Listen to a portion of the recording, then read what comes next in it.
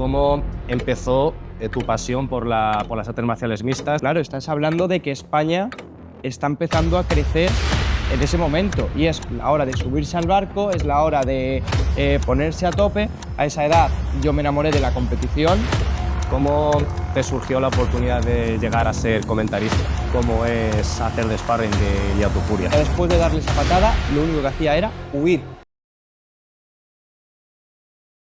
Muy buenas, flaquitos, y bienvenidos a un nuevo episodio del podcast más anabólico del mercado. Hoy estamos en un escenario diferente, con un invitado diferente, pero bien anabólico. Alejandro, encantado de tenerte aquí. Pues muy buena, la verdad que tenía ganas de al fin hacer este podcast y muy contento de poder traer a un mundo un poco diferente o que no conoce tanto las artes marciales y los deportes de contacto. Eso es, porque como os decía, va a ser un podcast diferente, que siempre estamos un poquito con los mismos estilos últimamente, culturismo, powerlifting, pero aquí, por supuesto, queremos variedad y hablar un poco de todo. Así que lo primero, por supuesto, vamos a dejar que el invitado se presente, Alejandro Halcón, para los que le seguís en redes sociales y que nos cuente un poco más cuál es su historia y básicamente a lo que te dedicas.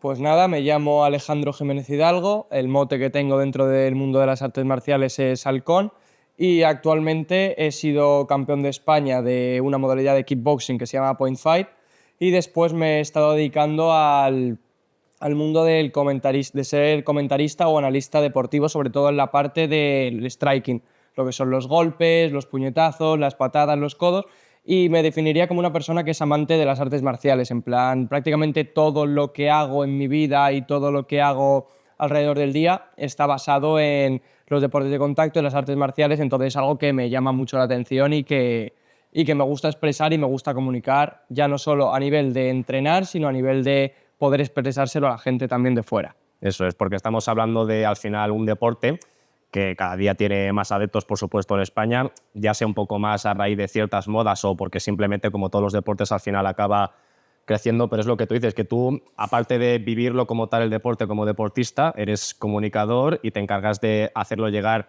a más gente. Si no me equivoco, eres comentarista en el podcast más conocido de España de artes marciales mixtas. Sí, en Generación MMA. ¿Y cómo te surgió la oportunidad de llegar a ser comentarista? Mira, antes de empezar a hablar de eso, quería decirte un detalle, Sí. y es el tema de las modas. Sí. En las artes marciales mixtas o los deportes de contacto es algo que va más allá de las modas, al menos dentro de mi punto de vista. Ya incluso en la época griega, en la época de Egipto, el boxeo, las MMA, el pancracio, como se llamaba en esa época, ya era un deporte común, ya era un deporte que se hacía, es algo que viene incluso con el propio ser humano de por sí. Los animales cuando juegan, juegan peleándose. Y algo que me llama mucho la atención y que dice mucho la gente y que la gente de este mundo del deporte lo tiene claro y que para mí es una frase muy que te hace entenderlo, es el tema de tú cuando estás viendo un partido de fútbol y de repente hay una pelea al lado, te quedas viendo la pelea. Tú cuando estás viendo un partido de baloncesto y se forma una pelea, tú te acabas viendo la pelea. Tú acabas fijándote en la pelea porque te genera ese morbo, te genera esa adrenalina, te genera esa emoción. Entonces es un deporte de emociones y siempre te va a llamar mucho más la atención un deporte de emociones que un deporte con sus propias reglas como tal. Por eso pienso que las artes marciales es un deporte que crece tanto y que lleva tanto toda la vida con el ser humano. Toda la razón. No, sí, te decía el tema de las modas porque es verdad que, bueno, el deporte, como cualquier otro, poco a poco va creciendo más, va siendo más conocido. Al final todo depende de cómo se vaya modernizando, pero tienes toda la razón que en este caso no es una cuestión de modas. Lo que pasa es que es verdad que dependiendo de la época en la que estemos, Sí, pues claro. la gente tiene más interés o menos, pero por supuesto esto tiene muchísimo recorrido. En España puede que hasta hace poco no se hablase tanto porque hemos tenido unos recientes eventos que lo han popularizado mucho más, que hablaremos más adelante sobre todo ello, pero estoy de acuerdo en todo lo que dices y luego precisamente quiero que retomemos este tema, hablar sobre el concepto que tiene la gente de las artes marciales mixtas y sobre toda la historia que hay realmente detrás. Pero primero precisamente, hablando de inicios y hablando de ti, ¿cómo empezó tu pasión por las artes marciales mixtas y cómo lo vives en tu día a día, en tu ámbito familiar, profesional y todo lo que conlleva? Pues mira, yo desde pequeño siempre me habían llamado mucho la atención las artes marciales. En plan, yo era un friki de los superhéroes, me molaban un montón, me encantaba Batman, me encantaba Spider-Man. ¿Y qué es lo que pasa? Pues que al final un niño de 5, 6, 7 años pues quiere ser como sus ídolos. Pero yo no podía trepar por las paredes, yo no podía volar, yo no podía lanzar rayos láser, y lo más parecido que a mí me daba el hecho de poder parecerme un superhéroe eran las artes marciales, porque muchos superhéroes practicaban artes marciales. Entonces yo empecé con taekwondo, estuve entrenando taekwondo hasta los 13, 14 años. A esa edad yo me enamoré de la competición. ¿Y qué es lo que pasa? Pues que aquí en Salamanca el nivel de competición de taekwondo no era muy alto, no había muchas competiciones, no se podía, por así decirlo, llegar a competir de una manera muy sencilla. Y mi intención tampoco era ni ser campeón de España, ni ganar títulos internacionales, ni competir en alto nivel. Mi intención era competir porque era lo que a mí me llamaba la atención. ¿Qué es lo que pasa? Pues que de repente descubro el kickboxing, empiezo a competir, veo que se me da bien, veo que tengo unas cualidades para ciertas modalidades o ciertos momentos que son buenas, y empiezo a enfocarme, hasta que de repente empiezo a ganar Copas de España, empiezo a moverme internacionalmente y de repente acabo siendo campeón de España, entro en el equipo nacional, empiezo a moverme por ahí y ya lo que te digo, yo en ese momento ya se convierte en mi pasión máxima, en lo que yo siempre me había soñado, lo que a mí siempre me había gustado, mi pasión, de repente veo que se me da bien, veo que puedo sacarle provecho a ello, veo que la gente me empieza a reconocer por haber ganado las Copas de España, por haber sido campeón de España. Y de repente, pues lo que te digo, yo soy una persona que siento que sé moverme bastante bien, que sabe hacer contactos, que sabe relacionarse, y yo era muy fan de este podcast de Generación MMA en ese momento y me dijeron, pues mira, si te llama la atención y tal, vente a hablar de tu deporte al podcast. Yo me lo preparé, estuve muy pendiente de todos los detalles, de cómo explicarles el point fight, que es el deporte del que yo vengo, dedicado a las MMA. Les gustó un montón cómo lo hice, les gustó la manera de expresarme y de decir las cosas, y me dijeron, vente otro día si quieres hacer otro podcast. Y fuimos sumando hasta que ya llevo prácticamente 4 años allí. Jolín, que se dice tiempo. O sea, y como competidor, ¿sigues actualmente preparándote para competir? Sí, ¿También? o sea, he tenido un pequeño parón y quiero volver. Es lo que hablamos siempre, la vida del competidor no es una vida fácil en el aspecto de que tienes que sacrificar todo lo demás, no puedes hacer otras cosas en tu vida. Si quieres ser un competidor de élite, tienes que estar por y para el deporte, tienes que estar por y para las competiciones, tienes que sacrificar todo. Y yo al final llevaba toda la vida compitiendo a un muy buen nivel, pero con un gran sacrificio. Entonces llega un momento en el que, por así decirlo, necesitas un pequeño relax para luego volver. Pero lo que te digo, por mucho que yo ya necesite un relax de un año y medio, yo sé que al final lo que quiero es volver al deporte que me ha dado todo, por así decirlo.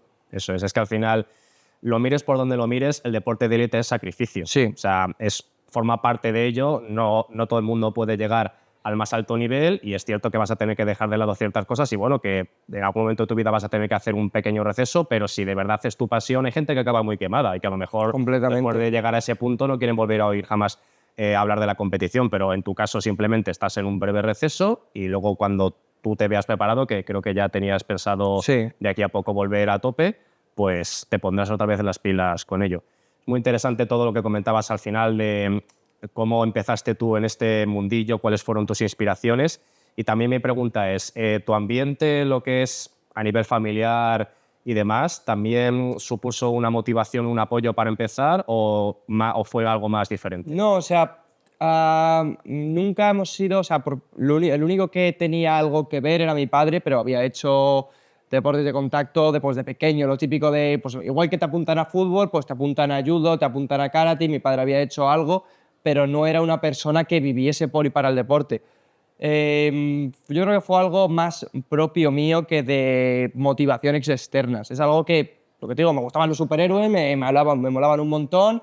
Decía, yo quiero ser como Batman y yo me metí porque yo quería ser como Batman o como los Power Rangers o como lo que había en la tele, que a mí me gustaba más que el fútbol, más que tal. Yo veía el fútbol y a mí, con todo el respeto del mundo, me aburría. Ahora me aburre menos, la verdad, pero de pequeño me aburría más. Yo veía otras competiciones y me aburría. A mí me gustaba pues, ver las peleas, a mí me llamaba muchísimo la atención, las películas de Bruce Lee me llamaban mucho la atención, los superhéroes, las peleas que hacían en las películas, y yo decía, yo quiero ser como ellos. Luego, cuando ya empecé a competir más serio, yo lo que te digo, yo pienso que a mi familia siempre le gustó que yo compitiese o que yo entrenase por un sencillo motivo. Te da mucha disciplina, te da muchas cualidades que a un chaval de 13, 14 años le ayudan de mucho para alejarse de cosas malas que puedes encontrarte con 13, 14, 15 años. Para mí, lo peor que te puede pasar con esas edades es tener mucho tiempo libre, porque tener mucho tiempo libre y no tener motivaciones y no tener algo que te llene, lo que te acaba convirtiendo es en una persona que es susceptible a meterse en drogas, a meterse en peleas callejeras, a acabar en bandas, a acabar en un montón de cosas. Entonces, el que yo tuviese unos objetivos claros, yo dijese, yo no quiero tomar alcohol porque yo quiero competir, yo no quiero fumar porque yo quiero competir, para mí lo más importante es el kickboxing, tengo este horario de esta hora a esta hora y eso no me lo puedo perder. Al final a mi familia decía, pues, en vez de que mi nieto o de que mi sobrino esté armando por la calle, sabemos dónde está de tal hora a tal hora y sabemos que está esforzándose por conseguir algo en la vida. Entonces, a pesar de que ellos no fueron los que me inculcaron este deporte en sí, estaban encantados y me inculcaron los valores que se inculcan en los deportes como tal.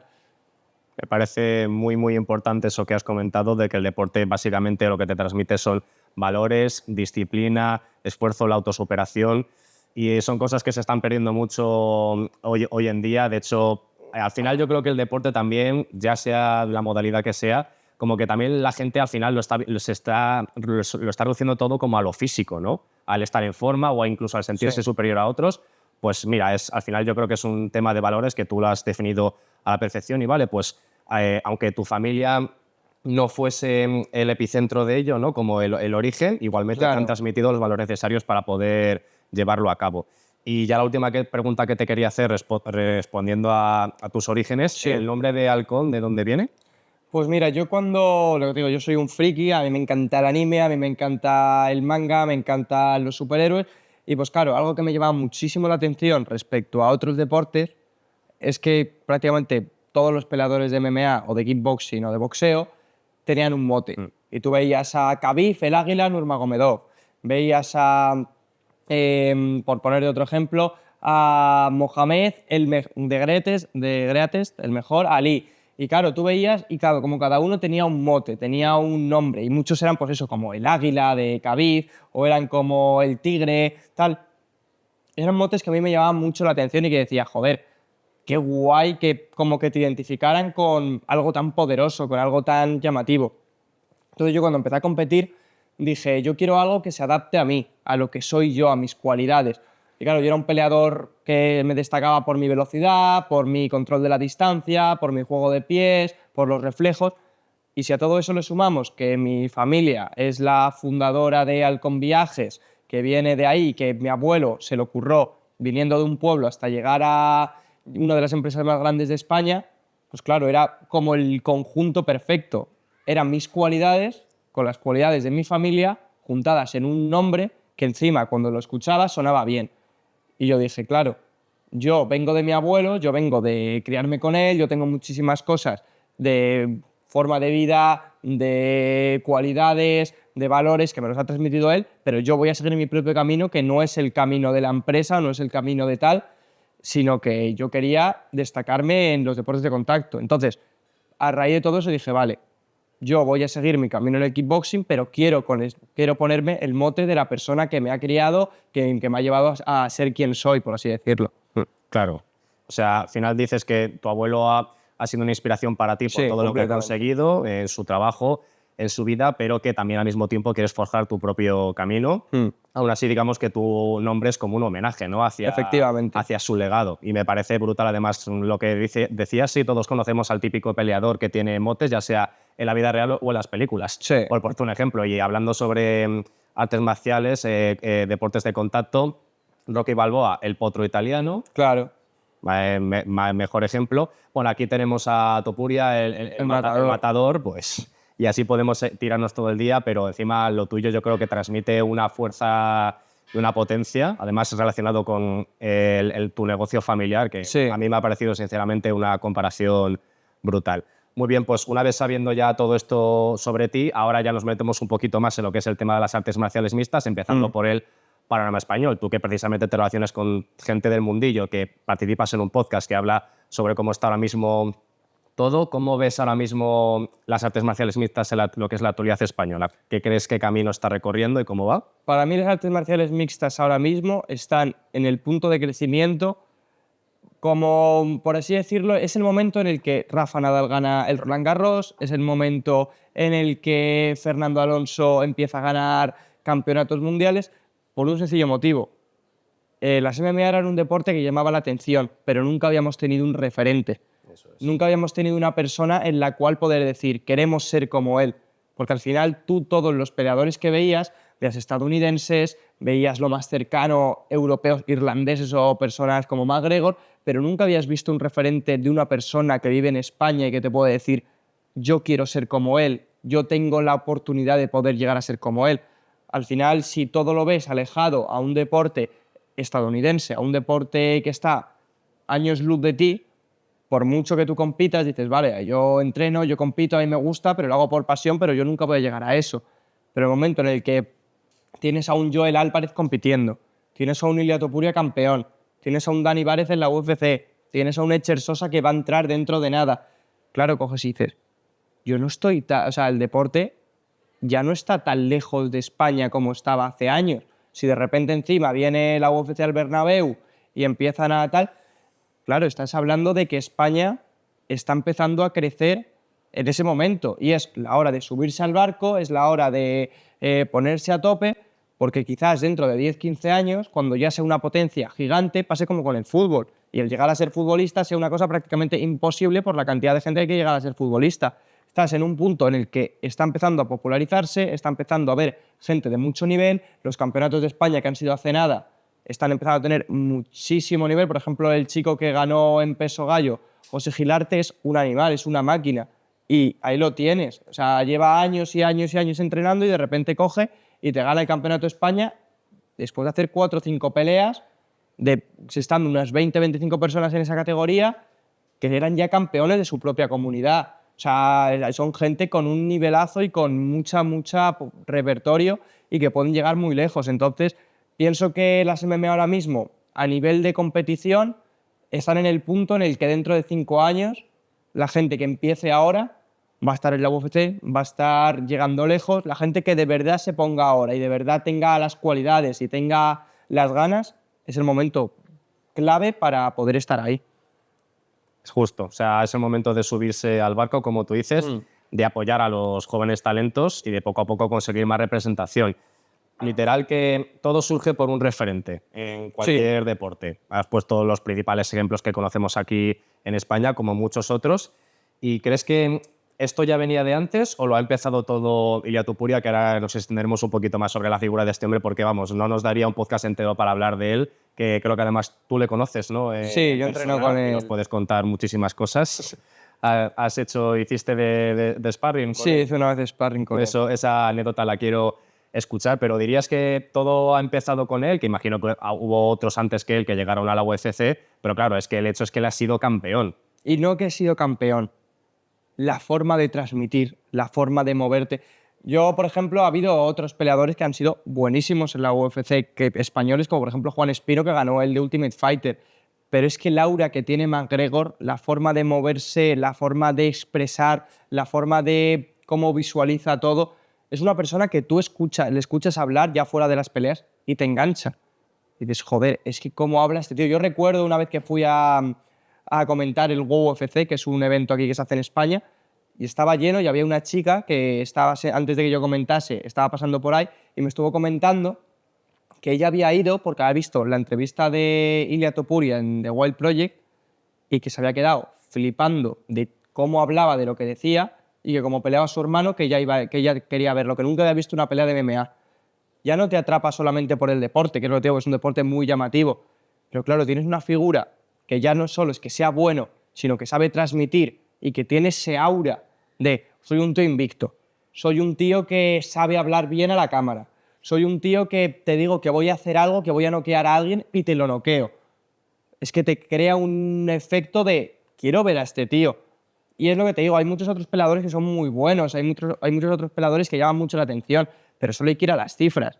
De todos los campeones que hay ahora mismo en la UFC, Ilia Topuria junto con Sugar O'Malley y otros 2 son los que más seguidores tienen. Y son datos, pero es que hay campeones que llevan siendo campeones años y años y años y no llegan a ese nivel de fanatismo o no llegan a ese nivel de gente. ¿Por qué? Porque Ilia no es solamente un peleador que es muy bueno, es un peleador que tiene muchísimas cosas detrás, que tiene una marca personal detrás y que tiene algo que otros peleadores no tienen y es que sabe vender. O sea, la carisma. O sea, justo lo que tú comentabas, que puede ser todo lo bueno que quieras en tu deporte, pero si no eres una persona carismática, no vas a tampoco convertirte en un referente como tal y una figura para que otros te imiten o te tomen como ejemplo, porque tienes que saber primero venderte a ti mismo, representar bien, por supuesto, los valores de tu deporte, pero es eso, saber transmitir todo lo que quieres enseñar al mundo. Antes, precisamente, creo que te ha salido por accidente el nombre de McGregor por el de Topuria, creo que te estabas refiriendo, pero porque al final justo lo que te quería comentar es, tenemos a dos personas que han triunfado en la UFC. McGregor, digamos que ya es un poquito más, representa el pasado, aunque por supuesto es una figura muy, muy importante, pero justo es eso lo que tú dirías que hace falta para triunfar en la UFC, o sea, ser una persona carismática y que no solo pelee bien, sino que también sepa dar espectáculos, o sea, lo hemos visto, ¿no? Los cara a caras, que es lo que más vende de ese deporte, o sea, dirías que es algo imprescindible para triunfar ahí. La UFC, a diferencia de otras empresas o de otros deportes, es una empresa privada. Es una empresa que la lleva una persona y que en función de lo que tú vendas vas a ganar de cantidad de dinero. Hay campeones que son campeones en un peso y campeones que son campeones en otro, y uno te puede ganar en una pelea 2 millones y otro te puede ganar 5. Y los dos son campeones y los mismos están, en teoría, en la cima de su división, en la cima de su peso. ¿Y por qué uno te gana eso y otro te gana otra cantidad distinta? Porque si tú lo que te interesa ya no es solo ser bueno, te interesa vender. Y te pongo un ejemplo más claro y que la gente de España lo va a conocer. Leo Climent, el hijo del entrenador de Ilia. Para mí, después de Ilia Topuria, es el segundo tío que más vende en España. Es un chaval de 19 años que ha ganado, por cierto, este fin de semana, pero es un tío que tiene 200 y pico mil seguidores, teniendo 19 años y teniendo 2 peleas en amateur. A cualquier empresa de MMA en España le interesa más que pelee ese chaval por la repercusión que va a tener que pelee un profesional prácticamente con un 5-0. Y seguramente, hoy por hoy, en cuanto a nivel, un profesional de 5-0 tendría que ganar más dinero, tendría por ende que ser, entre comillas, entre tal, objetivamente, si tú hablas tal, tendría que ser superior. Pero es que Leo Climent es un chaval con una proyección de futuro de puede comerse el mundo y puede ser lo que quiera, es un tío que es el hijo de los entrenadores y es un tío que además sabe hablar a cámara, sabe utilizar las redes sociales y claro, yo me pongo objetivamente como un matchmaker, como una persona, como un promotor y digo, ¿a quién quiero tener en mi gimnasio, o sea, en mi evento? ¿A quién quiero tener en mi campeonato? A la persona que cuando yo sepa que va a competir me va a vender 10.000 entradas. Por mucho que el del 5-0 sea muy bueno. Si yo me aseguro que un chaval me va a vender 10.000 entradas, yo cojo y cojo el de las 10.000 entradas y si le tengo que pagar más, le pago más. Pero es que a mí me va a sacar de problemas para poder sacar el evento adelante. Justo, exactamente, pero porque lo que estás vendiendo es su carisma, no solo su capacidad de pegar hostias, para que la gente no se entienda hablando vulgarmente. Y lo que comentabas de que según las diferentes categorías, si la persona que esté peleando se cobra más o menos, ¿eso cómo funciona en sí? O sea, ¿cuáles son las categorías, digamos, más vistas ahora mismo, los pesos? Normalmente, a ver, es lo que hablamos, depende mucho del carisma de la persona. ¿Por qué? Porque ha habido campeones de un peso y luego de repente ese campeón se retira o pierde, lo que sea, y hay otro campeón y ese campeón no vende nada. Y entonces, aunque sea el mismo peso, un campeón gana un montón y otro campeón no gana nada.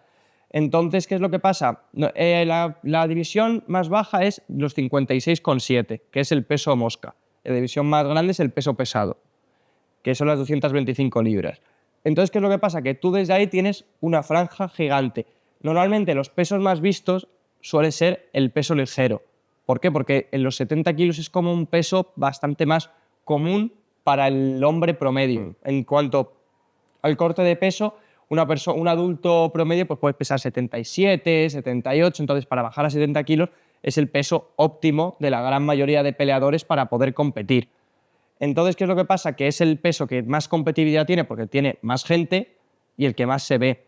El peso en el que suele llamar menos la atención es el peso mosca por el simple hecho de que, lo primero, hay menos competidores siempre hay muchos menos hombres que puedan dar el peso de 56,7 kilos y que además, como es un peso tan bajo, no se ven tantos caos. Son muy rápidos, se mueven muy bien, tienen mucha explosividad, te aguantan, pero tú no vas a ver caos espectaculares por lo general, quitando algunos ejemplos, en esos pesos. Entonces, es lo que te digo, depende mucho del peleador, porque de repente el siguiente peso del peso mosca es el peso gallo y de repente llega Sugar O'Malley y te noquea a todo el mundo. Y te noquea a todo el mundo un tío que pesa 61 kilos. Entonces, dices, claro, ese tío me llama la atención de ver. Y es un tío que vende un montón. Entonces, tampoco se puede decidir tanto por la división, sino más por la persona. Y cuando llega una persona que se los lleva a todos por delante, pues dices, vale, pues este tío es el que me merece la pena, más que por la división en sí. Eso es, claro. Al final lo que vende es el deportista. Es lo que tienen las empresas privadas, ¿no? Que pueden ellos establecer las normas. Aquí el que más repercusión nos da es el que más pasta se lleva. Claramente, bueno, por eso tenemos el ejemplo también que todo el mundo aquí lo conocerá, imagino, Conor McGregor, que es... antes de... hablábamos también mucho de Ilia Topuria, pero antes McGregor, como es anterior a él, antes de McGregor, yo creo que todo el tema de los careos, los piques ahí entre los luchadores, que puede que siempre los haya habido, pero yo creo que lo llevó como a otro nivel, ¿no? Este hombre. McGregor para mí ha sido la mayor estrella, o sea, solo hay que ver los números. Sí, de los 5 eventos más vendidos de la UFC, no sé si 3 o 4 son suyos. Y el evento más vendido de la historia de la UFC, que es el McGregor contra Khabib, es suyo. ¿Qué es lo que queremos decir con esto? Algo ha tenido que hacer bien este tío para que de 5 eventos, más de la mitad se los lleve él. Eso es. Es un tío que el juego psicológico, que el juego mental, que el marketing, que todo, sabía hacerlo increíble. Y le pasaba como a Topuria. Es una persona que te decía, voy a acabar con este tío en el segundo asalto, y en el segundo asalto cogía y lo acababa. Y que de repente cogí y decía, te voy a arrancar el cinturón, y además es que, no sé si tú sabes cómo ganó el primer cinturón McGregor, el primer cinturón indiscutido, pero es que peleó con José Aldo, un tío que llevaba invicto años, que era el número 1 libra por libra en ese momento, que la gente lo veía como algo imposible de ganar, que venía de WEC, que había ganado todo en WEC, que viene de UFC, gana a todos en UFC, llevaba invicto un montón de... O sea, había perdido, pero llevaba sin perder un montón de años seguidos, y de repente viene un tío y en 13 segundos, con una mano, te lo noquea. ¿Tú sabes lo viral que es eso? Histórico. Es que estás hablando del KO más rápido por una pelea de campeonato de la historia de la UFC. Estás hablando de un tío que se ha comido psicológicamente al otro y ya no solo eso, en un vídeo de 13 segundos cualquier persona lo puede ver. Si yo gano un campeonato en un combate en el cuarto asalto, te tienes que ver prácticamente 20 minutos de pelea. Pero si yo cojo y te gano en 13 segundos, tú al tío de al lado le puedes decir, mira qué KO le ha hecho, y se lo enseñas. Es muy vendible. Es muy vendible el poder hacer un KO tan rápido y el poder moverlo tan rápido. Porque en 13 segundos recorres el mundo. Eso es. Sí, bueno, lo que sería un clip viral, Efectivamente. que cortito lo puede ver todo el mundo. Ahora, echas un vistazo rápido al móvil y ya lo dejas. Sí, completamente de acuerdo, sí. Yo creo que todo empezó... aquí sobre todo empezó a caer hace unos años mucho más fuerte la UFC y las artes marciales mixtas por gente como McGregor. Y bueno, ahora está recogiendo el testigo Ilia Topuria y todos los que hemos mencionado antes, aunque es verdad que no tienen a lo mejor un perfil tan extrovertido como este hombre, pero bueno, cada uno a su manera. Lo que tú dices, Ilia Topuria me parece una persona que transmite unos valores férreos muy fuertes. Sí. Que de hecho encima aquí en España han sido criticados por el mero hecho de que se dedica a un deporte de contacto, que la gente entiende como un deporte violento, pero bueno, tú mejor que nadie puedes saber que al final, si algo te da las artes marciales, son disciplina y lo único que piensas es en estar pegándote con la gente por la calle. Claro. Hay que tener la diferencia entre un deporte violento y un deporte agresivo. Es muy diferente porque al final tú cuando estás hablando de las MMA, estás hablando de una persona... Yo me he pegado con mucha gente entrenando en kickboxing. Yo cuando he entrenado MMA me he pegado también con muchísima gente. Y yo luego con esa gente me llevo de locos. Me llevo súper bien, tengo muy buena relación con ellos. Si me quiero ir a cenar con ellos, me voy a cenar con ellos. Yo no siento odio hacia gente. Esa gente no siente odio hacia mí. Y es muy raro. Por ejemplo, algo que te llama mucho la atención es cuando vas a una competición, normalmente no se suele haber muchos líos después de una pelea, siempre se acaban saludando, siempre acaban teniendo una muy buena relación el peleador contra el rival que se ha enfrentado. Ya al final las MMA, tú si quieres ir a entrenar, te vas a acabar pegando todos los días con las mismas personas. Y tienes que llevarte bien con esa gente porque es un deporte en el que si no, no vas a crecer. Entonces, si no existe esa posición, si no existe esa gente que te haga subir, que te haga crecer, que te haga seguir hacia adelante, tú solo no llegas a nada. Entonces, para mí el hecho de que las MMA son un deporte que genera malos rollos o que genera tal, todo lo contrario. Yo mis mejores amigos los he sacado del kickboxing. Yo mis mejores amigos los he sacado de los deportes de contacto. Igual que yo, 20.000 personas. Entonces, está claro que es un deporte que a la vista puede parecer lo que puede parecer, pero es que no deja de ser un deporte como cualquier otro, con unas reglas, con una forma de verse, con tal, y que la gente que se sube ahí decide subirse ahí porque quiere, lo disfruta o por ganar dinero, por lo que sea, pero llega, lo hace y luego se va a su casa y tiene sus amigos y tiene su vida y tiene todo, y no significa que porque haga ese deporte sea un cafre. Es más, muchísima gente que hace deportes de contacto ha estudiado psicología, ha estudiado carreras, ha estudiado tal y ha estudiado cual. Entonces, no tiene que ver una cosa con la otra. Exactamente, es que no se puede relacionar porque te estás quedando en la superficie. Por eso cuando Ilia Topuria fue campeón de la UFC, y por supuesto su nombre en España resonó más que nunca porque creo que fue el primero o el segundo en ganar, ser campeón, el primero, ¿no? En teoría, Fabricio Verdún, que es un peleador de origen brasileño, por la nacionalidad, porque tiene doble nacionalidad, sería el primero. ¿Qué es lo que pasa? Que Fabricio Verdún, que es un máquina, es una leyenda viviente del peso pesado, no solía salir, al principio sí solía salir con la bandera de España, pero en sus últimas peleas ya no solía salir con la bandera de España. Y cuando él ganó el título, él salía representando a Brasil. Entonces, no se lo tiene en cuenta tanto como se le puede tener en cuenta a Ilia Topuria, que siempre ha sido España, España, España, España. Oficialmente, por nacionalidad, sí podríamos decir que Fabricio Verdún fue el primero, pero el primer español que entrena, la primera persona con nacionalidad española que entrena en España y que está aquí y que ha traído el cinturón a España y quiere traer el UFC a España, es Ilia Topuria. Entonces, por eso es tan importante para este país. Porque el otro vivía en Brasil, estaba en Brasil, que tenía la doble nacionalidad, sí, pero ya está hasta ahí.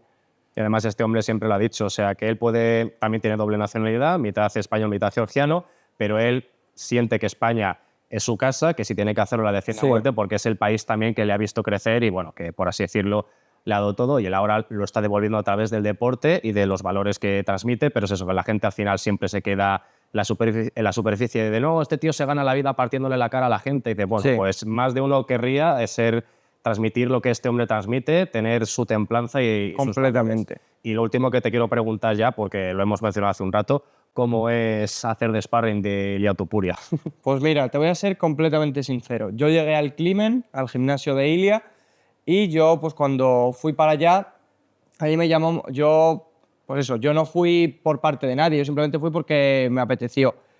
Y pues Ilia estaba preparándose para enfrentarse a Edson Barbosa, y yo empecé a hacer sparring con chicos de allí del Climen. ¿Qué es lo que pasa? Pues que como yo vengo del kickboxing y encima soy una persona que se destaca por las patadas, por las piernas, los entrenadores de Ilia me dijeron, pegas buenas patadas, se te da bien el tal, Ilia va a pelear contra un pateador, mira a ver si puedes hacer un sparring con él. Y yo no sé qué me dio a mí en la cabeza que yo dije, sí, sin problema. O sea, yo en mi cabeza me daba exactamente igual. Y mira que, a ver, Ilia en ese momento no sé si estaba en el top 15 o estaba por ahí, pero no era el momento de ahora de ser campeón. Pero aún así, estás hablando de un peleador de la UFC con mucho que ganar. Entonces, claro, yo dije, sí, sin problema. Y empecé a hacer sparring, me dijeron que iba a ser un sparring suave, que tampoco íbamos a ir fuerte, que iba a estar controlado. Y nada, o sea, simplemente yo empecé a lanzarle patadas, le colé una, y en el momento en el que le colé una, lo que te digo, sentí un aura acojonado. O sea, yo el resto de la pelea, después de darle esa patada, lo único que hacía era huir, porque quería que terminaran esos 5 minutos y decir, vale, es sobrevivido. Como es lógico, me acabó pillando, me enganchó en el hígado, y yo recuerdo que después de que me dejase cao, dijo, ¿me podéis traer al siguiente?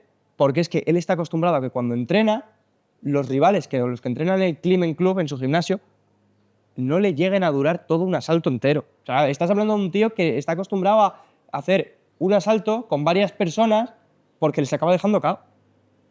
O sea, que van uno detrás de otro y bueno, por lo menos viviste la experiencia. Sí, a ver, es algo que no voy a olvidar en mi vida, que me ha hecho un cao en el estómago un peleador de la UFC, pero sí. Brutal, increíble.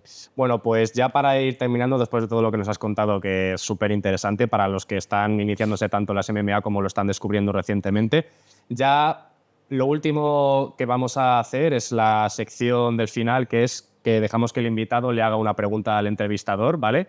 Ya tenga que ver con el tema que hemos hablado, no tenga que ver, pero yo doy carta blanca para que tú me preguntes lo que quieras, así que dispara. Vale. Ya que estábamos hablando de peleas, ¿cuál crees que es el animal más tocho que serías capaz de cargarte? El animal. El animal más tocho. O sea, hasta aquí, hasta este animal podría llegar y podría cargármelo. Ya a partir de aquí me gana el animal. Dios, joder, macho, es que si te digo que ahora mismo me parece difícil pelearse hasta con un perro decente, pero bueno. Hablando de... No, vamos a ponernos en situación... Tú imagínate, te digo que sobrevivir. Si te quedas sin un brazo, sin una pierna, eso es lo de menos. Pero tú estás ahora mismo en el bosque, te llega un animal y tienes que cargártelo para poder seguir para adelante y para poder sobrevivir. Si no, te mata.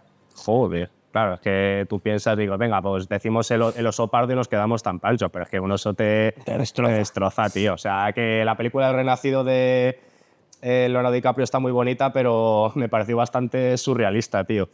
Pues a ver, yo te diría... Claro, pues es que, joder, me pongo en la situación... Yo creo que si me esmero me puedo cargar un jabalí.